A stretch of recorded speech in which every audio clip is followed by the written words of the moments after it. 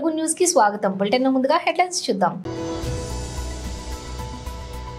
తెలంగాణ భవన్లో బీఆర్ఎస్ నేతల press meet.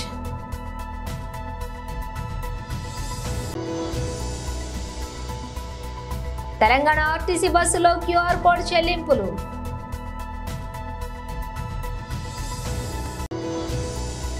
JP Nadda న్యూఢిల్లీలో MOHFW యొక్క 100 రోజులు మరియు విజయాలపై విలేకరుల సమావేశం. తెలంగాణ భవన్లో బీఆర్ఎస్ నేతల ప్రెస్ మీట్ ప్రత్యక్ష ప్రసారం.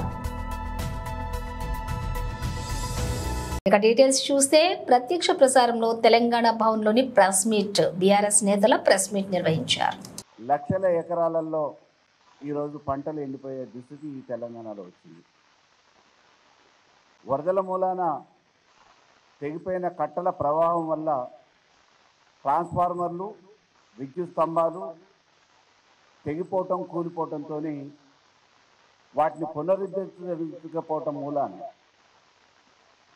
తెగిపోయిన ట్రాన్స్ఫార్మర్లను కానీ కరెంటు స్తంభాలను కానీ మళ్ళీ తిరిగి ఆ ప్లేస్లో పునరుద్ధరించకపోవటం మూలాన ఈరోజు విద్యుత్ లేక వేసుకున్న పంటలు ఇంతో అంతో బోర్ల కిందనో బావుల కిందనో పండించుకునే సామాన్య రైతులు కూడా నష్టపోయే పరిస్థితి ఈ తెలంగాణ ప్రభుత్వంలో, కాంగ్రెస్ ప్రభుత్వంలో పుట్టింది. 20 రోజుల నుంచి రైతులు రోడ్ల మీదకి ఎక్కి వేసుకున్న మా నాట్లని పెట్టిన పెట్టుబడిని రక్షించడానికి ప్రభుత్వం చర్యలు తీసుకోవాలని చెప్పేసి ప్రజాప్రతినిధులకి విజ్ఞప్తులు చేసిన, అధికారులకి విన్నపాలు సమర్పించిన ఇంతవరకు దున్నపోతు మీద వర్షం కురిసినట్టుంది తప్ప ఈ కాంగ్రెస్ నుంచి కనీసం ప్రజల్ని పట్టించుకునే పరిస్థితి లేదు. ఈరోజు మా కోదాడ నియోజకవర్గంలో ఆడి నుంచి ప్రాతినిధ్యం వహించే నీటిపారుదల శాఖ మంత్రి ఉత్తమ్ కుమార్ రెడ్డి ఈ తెలంగాణ రాష్ట్రానికి నీటి పారుదల శాఖ మంత్రిగా బాధ్యతలు స్వీకరిస్తున్నాడు.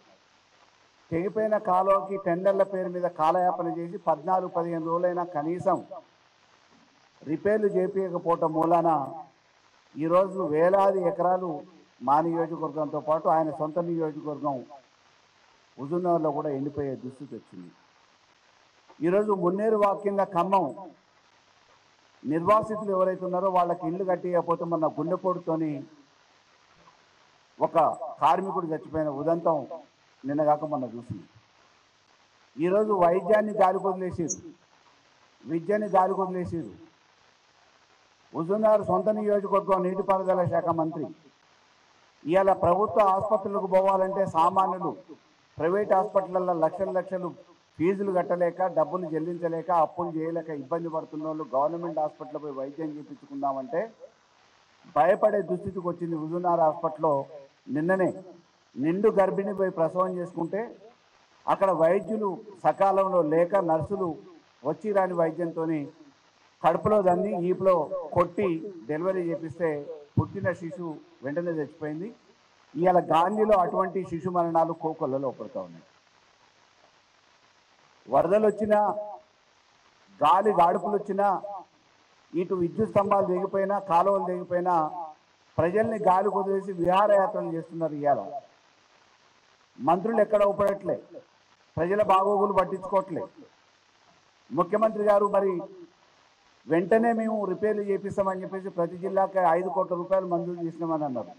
కానీ ఆ మంజూరు చేసిన పైసలు ఏమైనా తెలియదు. ఇంతవరకు ఎక్కడ అటు కాలువ గండ్లు పడ్డ దగ్గర రిపేర్లు జరగట్లేదు, ఇటు నిర్వాసితులకు ఇవ్వట్లేదు, పునరావాస కేంద్రాలు నడిపేయట్లేదు, నిత్యావసర సరుకులు పంపించే పరిస్థితులు లేక ఈరోజు సామాన్యులు ఇబ్బంది పడుతున్న పరిస్థితిని ప్రభుత్వం దృష్టికి ఎన్నిసార్లు ఎన్ని రకాలుగా తీసుకుపోయే ప్రయత్నంలో ప్రతిపక్షాలు ఉన్నా కానీ పట్టించుకునే పరిస్థితి మాత్రం ఈరోజు ప్రభుత్వానికి పాలకులకు లేదు. కాబట్టి ఈ వైఫల్యం చెందిన కాంగ్రెస్ ప్రభుత్వం వెనువెంటనే వాస్తవానికి బర్తరఫ్ చేయాలి. రైతులు రుణమాఫీ కాని వాళ్ళు బజార్లకు ఎక్కితే ప్రజాభవన్ని ముట్టడిస్తారని చెప్పేసి గ్రామాలలో నుంచి ఇంట్ల నుంచి రాకముందే అరెస్టులు చేసి జైల్లో పెడుతూ ఉన్నారు. నిరుద్యోగులు రోడ్లకు ఎక్కితే ఈరోజు తీసుకుపోయి జైలు నింపుతామని అంటున్నారు. ఎక్కడికక్కడ రాక్షస పరిపాలన కొనసాగుతుంది, నిరంకుశత్వం కొనసాగుతుంది. కాబట్టి ఈరోజు వర్షం వల్ల వరదల వల్ల ఇబ్బంది పడ్డ ప్రజానికం కంటే ఈ గండిపడ్డ కాలువలు పూడ్చకపోవటం మూలాన మరమ్మతులు చేయకపోవటం మూలాన నష్టపోతున్న రైతులే ఎక్కువ. కాబట్టి ఈ రైతులను రక్షించడానికి వెంటనే నిధులను మంజూరు చేసి మరమ్మతులు చేయాలని చెప్పేసి ఈ కాంగ్రెస్ ప్రభుత్వాన్ని సంబంధిత అధికారులని డిమాండ్ చేస్తూ ఉన్నాం. లేని పక్షంలో ఈ అసమర్థమైన మంత్రుల్ని బర్తరఫ్ చేస్తారా గవర్నర్ గారు జోక్యం చేసుకొని, లేకపోతే కేంద్ర ప్రభుత్వం జోక్యం చేసుకొని ఈ ప్రభుత్వాన్ని బర్తరఫ్ చేసి ప్రజల్ని కాపాడుతుందా అనేది ఒకసారి ఆలోచించాలి. మేము బీఆర్ఎస్ పార్టీ పక్షాన, రైతుల పక్షాన ప్రధానంగా రైతుల్ని కాపాడమని చెప్పేసి డిమాండ్ చేస్తా ఉన్నాం. టీజీఎస్ఆర్టీసీ ప్రయాణికుల కోసం త్వరలో క్యూఆర్ కోడ్ చెల్లింపులను అందుబాటులోకి తేనుంది. తద్వారా టికెట్ కొనుగోలు చేసే సమయంలో చిల్లర విషయంలో తలెత్తేటటువంటి సమస్యకు ఇకపై చెక్ పడనుంది.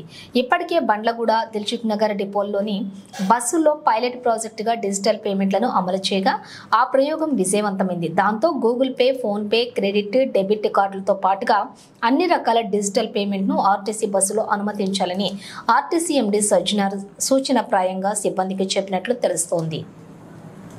అలాగే ప్రస్తుతం ఆర్టీసీ బస్సులో కండక్టర్లు వినియోగిస్తున్నటువంటి టీమ్ మిషన్ల స్థానంలోని రాష్ట్ర వ్యాప్తంగా అందరికీ ఆటోమేటిక్ ఫెయిర్ కలెక్షన్ సిస్టమ్ మిషన్లు కూడా ఇవ్వనున్నట్లుగా సమాచారం. ప్రత్యక్ష ప్రసారం శ్రీ జేపీ నడ్డా న్యూఢిల్లీలోని MOHFW యొక్క 100 రోజుల మరియు విజయాలపై విలేకరుల సమావేశంలో ప్రసంగించారు. सब कुछ देने के बाद भी it differs from institution to institution, it differs from state to state, and it differs according to the administrative capacities of the state and the administration of the health department. ये अल्टीमेट उसका reason रहता है. लेकिन हम उनके साथ cooperative और collaborative तरीके से जो भी वो कहते हैं उनको हम पूरा करने का प्रयास करते हैं. 265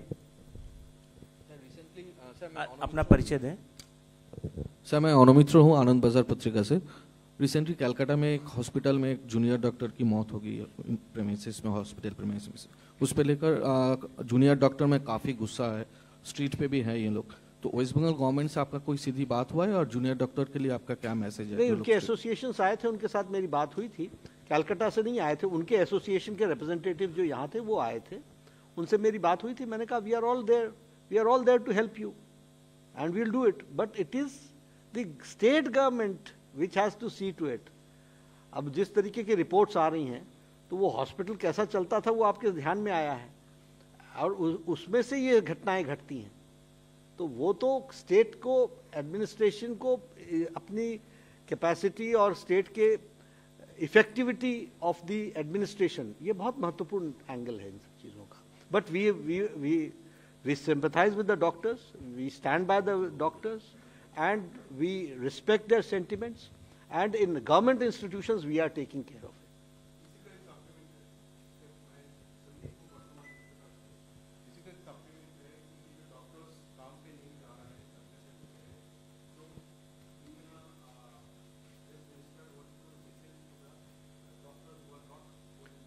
आज तो सुना मैंने कोई खबर. हाँ, आज तो आज खत्म हो गई, चालू कर दी. लेकिन हमारा हम सेट तरीके से सब लोगों को यही बोलते हैं, देखिए जनरल पेशेंट सफर ना करें और आपका कॉज को हम एड्रेस करें. 277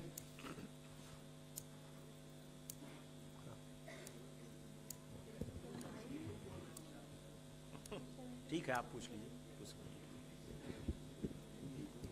सबसे पहले सर दैनिक भास्कर से हूं मैं, मुकेश कौशिक सर.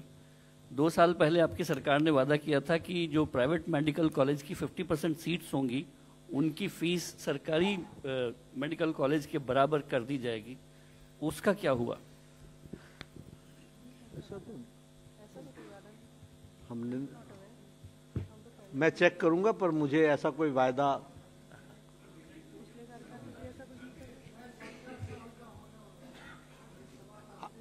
आपको बधाई पहले तो कि आपको आप आयुष्मान में कवर हो रहे हैं. पूछिए, 4 नंबर आप पूछिए, आप बताइए.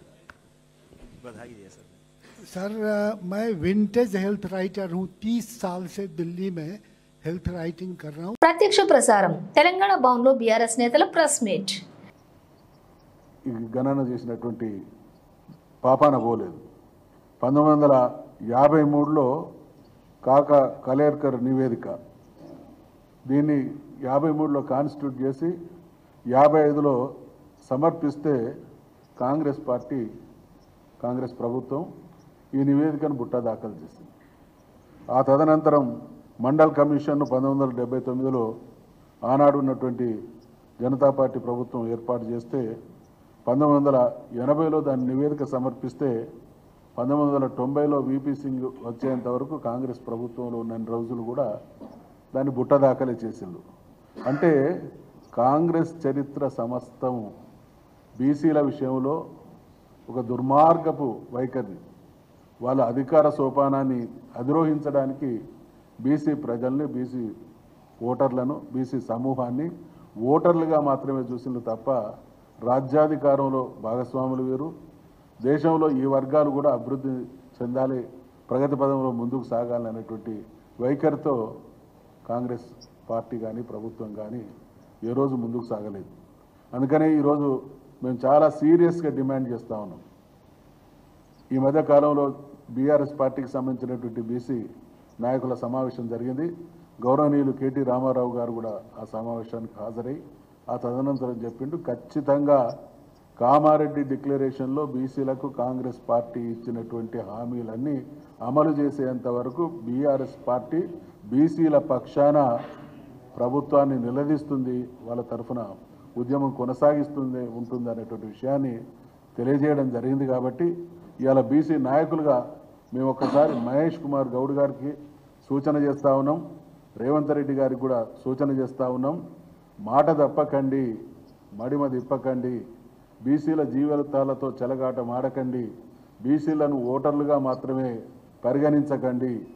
ఈ రాజ్యాధికారంలో కానీ ఈ వ్యవస్థలో ప్రతి విషయంలో బీసీలం మేము వాటాదారులం, హక్కుదారులం. కాబట్టి మాకు న్యాయం చేయకుండా అన్యాయం చేసే ఏ చర్యకైనా మా నుండి ప్రతిఘటన ఉంటుంది అనేటువంటి హెచ్చరిక చేస్తూ ఉన్నాం.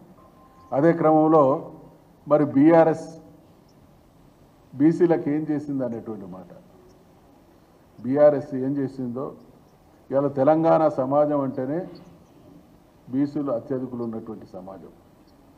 ఈ రాష్ట్రంలో జరిగినటువంటి ప్రతి సంక్షేమం అత్యధిక శాతం అనుభవించింది బీసీ వర్గాలే. స్థూలంగా మీ అందరికీ కూడా తెలుసు, తెలంగాణ రాష్ట్రం ఏర్పడే నాడు తెలంగాణ తలసరి ఆదాయం 1,24,000. ఈరోజు అది 3,47,000కు చేరింది. దాదాపు 55% ఉన్నటువంటి ప్రజల జీవన ప్రమాణం 1,24,000 నుండి 3,47,000కు పెరిగింది అని అంటే బీఆర్ఎస్ ప్రభుత్వం తెలంగాణ బీసీల విషయంలో ఎంత గుణాత్మకమైనటువంటి మార్పు తీసుకొచ్చిందో దానికి నిదర్శనం ఇది. నేను ఇందాక చెప్పినట్టు సంక్షేమ కార్యక్రమాలు ఒకటి కాదు, రెండు కాదు, మీరు కూడా చూసిండ్రు, అనేక సంక్షేమ కార్యక్రమాలు, ఆసరా పెన్షన్లు కావచ్చు, కళ్యాణ లక్ష్మి కావచ్చు, రైతు బంధు కావచ్చు, రైతు బీమా కావచ్చు, ఉచిత విద్యుత్ కావచ్చు, గొర్రెల పంపిణీ కావచ్చు, చేపల పంపిణీ కావచ్చు, గురుకులాల, ఇలా తెలంగాణ సమాజంలో 1000 గురుకులాలు ఉంటే అందులో 294 బీసీ గురుకులాలు. తెలంగాణ రాష్ట్రం ఏర్పడడానికి ముందు 17 మాత్రమే ఉంటే ఇవాళ ఎంత స్థాయిలో ఆ సంఖ్య పెరిగిందో. దీని ద్వారా మరి లక్షలాది మంది బీసీ బిడ్డలు అద్భుతమైనటువంటి విద్యకు నోచుకొని ఇవాళ చాలా గొప్ప స్థాయికి ఎదగడానికి బీఆర్ఎస్ ప్రభుత్వం కేసీఆర్ గారి నాయకత్వమే నిదర్శనం. దానికి ఆ గొప్ప కృషి చేసినటువంటి నాయకుడు కేసీఆర్ అనేటువంటి విషయాన్ని ఈ సందర్భంగా మనం చేస్తూ ఉన్నాం. ఈ గురుకులాలతో పాటు 33 డిగ్రీ కాలేజీలు కూడా బీసీల విషయంలో స్థాపించింది. ఎక్కడైతే ఎడ్యుకేషన్కు పూజ్య నెహ్రూ గారు నాగార్జున సాగర్ను జాతికి అంకితం చేస్తున్నటువంటి క్రమంలో అన్నమాట, irrigation projects are the modern temples of India అంటాడు. కేసీఆర్ గారు దానికి ఒక అడుగు యాడ్ చేసి educational institutions are the modern temples of Telangana అని ఆ కాన్సెప్ట్తోని అద్భుతంగా రెసిడెన్షియల్ స్కూళ్లను తీర్చిదిద్దినటువంటి ఘనత బీఆర్ఎస్ ప్రభుత్వాన్ని, మా నాయకుడు అయినటువంటి కేసీఆర్ గారిది. ఇదే సందర్భంగా మరి బీఆర్ఎస్ అధికారంలోకి వచ్చినటువంటి తొలినాళ్లలో కేంద్రం మీద ఒత్తిడి తీసుకురావాలని చాలా ఆశ్చర్యం కలుగుతుంది. దేశంలో అత్యధిక ప్రజలు, మెజారిటీ ప్రజలు బీసీలు, కానీ బీసీ మంత్రిత్వ శాఖ ఉండదు, సమగ్ర కులగణన ఉండదు. తర్వాత దీని విషయంలో మేము అప్పుడు చట్టసభలో తీర్మానాలు కూడా చేసినాం. 2004లోనే కేసీఆర్ గారు యూనియన్ క్యాబినెట్లో ఉన్న రోజులలోనే కేంద్రంలో ఖచ్చితంగా బీసీ మంత్రిత్వ శాఖ ఉండాలనేటువంటి సూచనను ఆనాడు ప్రధానమంత్రిగా ఉన్నటువంటి మన్మోహన్ సింగ్ గారికి దృష్టికి తీసుకురావడం. అంటే బీసీల పట్ల దేశంలో, అదేవిధంగా తెలంగాణ రాష్ట్రంలో, ఈ దేశం బీసీలది, ఈ రాష్ట్రం బీసీలది కాబట్టి మంత్రిత్వ శాఖ, ప్రత్యేకమైనటువంటి శాఖ ఉంటేనే ఆ కులాలకు సంబంధించినటువంటి సమస్యలు పరిష్కారం అవుతాయి, ఆ కులాల అభివృద్ధి పదంలో మిగతా సమాజంతో పోటీ పడతాయి అనేటువంటి ఉద్దేశంతో ఆ రోజు ఉన్నటువంటి అనేక బీసీ సంఘాల వాళ్ళను మన్మోహన్ సింగ్ గారి దగ్గర తీసుకొచ్చి వాళ్ళ ద్వారా కూడా ఈ విషయాన్ని అర్థం చేయించి అటువంటి ప్రయత్నం చేసినటువంటి గొప్ప నాయకుడు కేసీఆర్ గారి పాలన అంటే బీసీల సంక్షేమానికి పెద్దపీట వేసేటువంటి పరిపాలన. అదే రకంగా మీరు అధికారంలో ఉన్నప్పుడు మీ పార్టీలో ఎటువంటి అవకాశాలు ఇచ్చిందని మీ అందరికీ తెలుసు. గౌరవ కేసీఆర్ గారి ఆశీస్సుల వల్ల తెలంగాణ రాష్ట్రంలో ఏర్పడ్డ తొలి శాసనసభకు స్పీకర్ అయ్యేటువంటి అవకాశం ఒకే ఒక శాసనసభ్యులు, నేను విశ్వబ్రాహ్మణ సామాజిక వర్గానికి చెందుతా, 119 మంది శాసనసభ్యులు ఉండే శాసనసభకు మొదటి స్పీకర్ అయ్యేటువంటి అవకాశం ఒక బీసీకి, అందులో కూడా మైనార్టీ బీసీకి ఇచ్చిండు అనంటే ఈ వర్గాల అభ్యున్నతి పట్ల కేసీఆర్ గారికి ఉన్నటువంటి నిబద్ధతకు ఇంతకు మించినటువంటి ఉదాహరణ లేదు. దానికి నేను గుండె నిండా ఉప్పొంగే ఆనందం ఏంటంటే స్వయంగా ముఖ్యమంత్రి గారు లేసే అధ్యక్ష బిట్టు తల నరికి తెచ్చిన వారికి నా ఎకరం 38 గుంటల భూమి రాసిస్తా, కాంగ్రెస్ ఎమ్మెల్యే వెడ్మా బొజ్జు రాహుల్ గాంధీ #1 ఉగ్రవాది అంటూ వ్యాఖ్యలు చేసిన కేంద్ర మంత్రి రవ్నీత్ సింగ్ బిట్టుపై ఫైర్ అయినటువంటి కాంగ్రెస్ ఎమ్మెల్యే వెడ్మా బొజ్జు, బిట్టు తల నరికి తెచ్చిన వారికి తన ఎకరం 38 గుంటల వ్యవసాయ భూమి రాసిస్తానని ప్రకటించిన కాంగ్రెస్ ఎమ్మెల్యే వెడ్మా బొజ్జు. ఏదైతే రణవీర్ సింగ్ బిట్టు అతను అనుకున్న వాక్యాన్ని వెనక్కి తీసుకోవాలి, తప్పకుండా వెనక్కి తీసుకోకపోతే తప్పకుండా మేము కూడా ప్రకటిస్తున్నాం. ఏజే ఖానాపూర్ శాసనసభ్యులు నేను కూడా ప్రకటిస్తున్నాను, అతని తల్లిని ఎవరైతే తీసుకొస్తారో మా నాన్న సంపాదించిన భూమి 1 ఎకరం 38 గుంటలు నేను కూడా రాసిస్తాను. ఎవరైనా తీసుకురావాలి. ఉన్నటువంటి ఆస్తి అదే, నాకున్న ఆస్తిని, మా నాన్నకున్న ఆస్తిని రాసియని నేను కూడా ప్రకటిస్తున్నాను. చెన్నైలోని ఎంఏ చిదంబరం స్టేడియంలో జరుగుతున్నటువంటి తొలి టెస్టులో భారత బౌలర్ల దెబ్బకు బంగ్లాదేశ్ విలవిలలాడుతోంది. 92 పరుగులకే కీలకమైన 7 వికెట్లు కోల్పోయింది.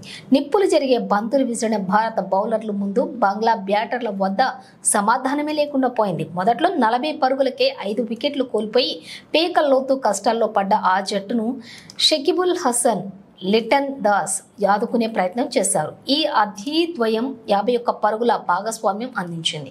భారత బౌలర్లోని జస్ప్రీత్ బుమ్రా, ఆకాష్ దీప్, రవీంద్ర జడేజా చెరో 2 వికెట్లు పడగొట్టగా మహమ్మద్ సిరాజ్ 1 వికెట్ తీశాడు. ప్రస్తుతం బంగ్లాదేశ్ 35 ఓవర్లు ముగిసేసరికి 7 వికెట్లకు 110 పరుగులు చేసింది. క్రీజుల్లోని మొహమ్మద్ హసన్, మిర్జా, హసన్ మొహమ్మద్ ఉన్నారు. ఇంకా టీమిండియా కంటే కూడా బంగ్లా 266 పరుగులు వెనకబడి ఉంది. అంతకుముందు భారత్ తన తొలి ఇన్నింగ్స్ లో 376 పరుగులకు ఆల్అౌట్ అయిన విషయం తెలిసిందే. డిప్యూటీ సీఎంగా ప్రజాసేవలో బిజీగా ఉన్న పవన్ కళ్యాణ్ మరోవైపు తన సినిమాల చిత్రీకరణకు కూడా సమయాన్ని కేటాయించాలని నిర్ణయించుకున్నారు. ఆయన నటిస్తున్న తాజా చిత్రం హరిహర వీరమల్లు మిగిలిన షూటింగ్ ను పూర్తి చేయడానికి ఆయన గ్రీన్ సిగ్నల్ ఇచ్చారు. ఇంతకుముందు పవన్ కళ్యాణ్ బిజీ షెడ్యూల్ ను అర్థం చేసుకున్న నిర్మాతలు ఈ సినిమాకు సంబంధించి ఇతర సన్నివేశాల చిత్రీకరణ, చిత్రానికి సంబంధించిన ఇతర కార్యక్రమాలపై దృష్టి పెట్టారు. ఇకపై తాను అంగీకరించిన చిత్రాలను పూర్తి చేసిన బాధ్యతపై కూడా తనపై ఉందని భావించినటువంటి పవన్ కళ్యాణ్ హరిహర వీరమల్లు మొదటి భాగం మిగిలిన షూటింగ్ ను పూర్తి చేయడానికి సమయం కేటాయించాలని నిర్ణయించుకున్నారు. నిర్మాతలు సమయం వృధా కాకుండా విజయవాడలోనే వేసిన సెట్ లో హరిహర వీరమల్లు షెడ్యూల్ ను చేయాలని ప్లాన్ చేస్తున్నారు. సెప్టెంబర్ 23వ తేదీ నుంచి అక్కడ హరిహర వీరమల్లు కొత్త షెడ్యూల్ ప్రారంభం కానుంది. హాలీవుడ్ దిగ్గజ యాక్షన్ దర్శకుడు నిక్ సావేల్ ఆధ్వర్యంలో ఆధ్వర్యంలోని భారీ యుద్ధ సన్నివేశం చిత్రీకరించబోతున్నామని నిర్మాతలు చెప్పారు. ఇంతకుముందు Nick Powell Braveheart, the Gladiator, Bourne Identity, the Last Samurai, Resident Evil, Retribution వంటి పలు హాలీవుడ్ చిత్రాలకు పనిచేశారు. ఈ భారీ యుద్ధ సన్నివేశాలను 400 మంది సిబ్బందితో పాటు భారీ సంఖ్యలో జూనియర్ ఆర్టిస్టులు, సెటైర్లతో, ఫైటర్లతోటి చిత్రీకరించనున్నారు. ఇక కృషి స్థానంలో దర్శకుడు జ్యోతి కృష్ణ ఈ చిత్రం బ్యాలెన్స్ షూటింగ్ ను పూర్తి చేసే పనిలో ఉన్నారు. ఈ విజయవాడ షెడ్యూల్లో చిత్రీకరణ దాదాపుగా తుది దశకు చేరుకుంటుందని కూడా నిర్మాత ఏఎం రత్నం తెలిపారు. పవన్ కళ్యాణ్ ఓ యోధుడుగా నటిస్తున్న Harihara Veeramallu part 1 స్వాడ్ versus spirit చిత్రం ప్రపంచవ్యాప్తంగా తెలుగు, తమిళం, మలయాళం, హిందీ, కన్నడ భాషలో విడుదల కానుంది. త్వరలో విడుదల డేట్ను కూడా ప్రకటిస్తారని సమాచారం. బాలీవుడ్ నటుడు బాబీ డియోల్ ప్రముఖ ముఖ్య పాత్రల్లో నటిస్తున్నటువంటి ఈ చిత్రానికి ఎంఎం కీరవాణి సంగీతం అందిస్తున్నారు. గూగుల్ కీలక నిర్ణయం తీసుకుంది. ఇన్యాక్టివ్గా ఉన్న లక్షలాది జీమెయిల్ అకౌంట్లను తొలగించాలని ఇప్పటికే నిర్ణయించింది. ఇన్యాక్టివ్ మెయిల్ ఐడీల కారణంగా సర్వర్పై భారం పడుతున్న నేపథ్యంలో గూగుల్ ఈ నిర్ణయం తీసుకుంది. అయితే దీనికి గాను సెప్టెంబర్ 20 వరకు గడువిచ్చింది. ఈలోగా అవసరం ఉన్నటువంటి మెయిల్ ఐడీలను యూజర్లు యాక్టివ్ చేసుకోవాలని, లేకపోతే డిలీట్ చేయనున్నట్లుగా వెల్లడించింది. యూజర్లు తమ జీమెయిల్ అకౌంట్లు యాక్టివ్గా ఉండాలంటే సెప్టెంబర్ 20లోగా మెయిల్ లాగిన్ చేసి వచ్చినటువంటి మెయిల్ను చదవటం, ఎవరికో ఒకరికి మెయిల్ చేసినా ఆ జీమెయిల్ అకౌంట్ యాక్టివ్ అవుతుంది. లేకపోతే ఆటోమేటిక్గా జీమెయిల్ డిలీట్ అవుతుంది. ప్రపంచవ్యాప్తంగా 1.5 బిలియన్ల మందికి జీమెయిల్ వినియోగిస్తున్నారు. పెరుగుతున్నటువంటి స్మార్ట్ ఫోన్ల వినియోగం నేపథ్యంలోనే జీమెయిల్ అకౌంట్ కూడా తప్పనిసరిగా మారింది. విద్యార్థులు మొదలుకొని సంస్థలు, వ్యాపారవేత్తలు తప్పనిసరిగా జీమెయిల్ అకౌంట్లను వినియోగిస్తున్నారు. అయితే చాలా మంది ఏదో అవసరం కోసం జీమెయిల్ అకౌంట్లను ఓపెన్ చేసి ఆ తర్వాత మెయిల్ ఐడి, పాస్వర్డ్ మర్చిపోతున్నారు. మరలా అవసరమైన సందర్భాల్లో కొత్త అకౌంట్లను క్రియేట్ చేసుకుంటున్నారు. దీంతో ఇన్యాక్టివ్ జీమెయిల్ అకౌంట్లు ఎక్కువయ్యాయి. దీంతో గూగుల్ ఇన్యాక్టివ్ అకౌంట్లను తొలగించాలని నిర్ణయం తీసుకుంది. గూగుల్ తీసుకున్నటువంటి నిర్ణయంతో ఎన్ని వేల మంది తమ జీమెయిల్ అకౌంట్లను పునరుద్ధరించుకుంటారో, ఎన్ని మెయిల్ అకౌంట్లు మూసివేత, డిలీట్కు గురవుతాయో వేచి చూడాలి. బులెటిన్ ముగించే ముందు హెడ్లైన్స్ మరోసారి. తెలంగాణ భవన్లో బీఆర్ఎస్ నేతల ప్రెస్ మీట్.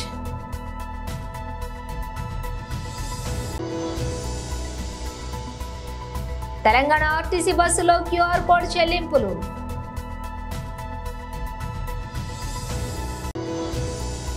జేపీ నడ్డా న్యూఢిల్లీలో ఎంఓహెచ్ఎఫ్డబ్ల్యూ యొక్క 100 రోజులు మరియు విజయాలపై విలేకరుల సమావేశం.